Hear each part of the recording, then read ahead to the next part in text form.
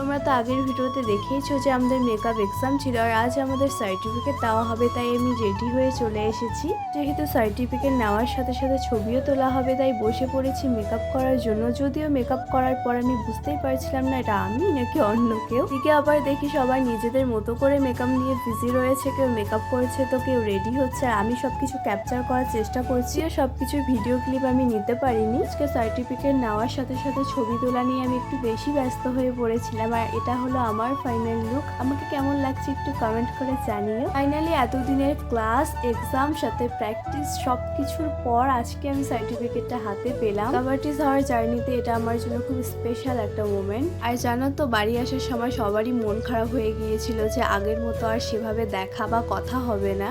যাই হোক, ওদের সবার সাথে আমার অনেক সুন্দর সুন্দর মোমেন্টও রয়েছে যেগুলো আমি মনে রাখবো সারা জীবন। তো এই ছিল আজকের মিনি ব্লগটা কেমন লাগলো একটু কমেন্ট করে জানিও। সাথে ম্যামকেও ভীষণভাবে মিস করবো। তো দেখা হচ্ছে নেক্সট কোনো ব্লগে। বাই সবাইকে।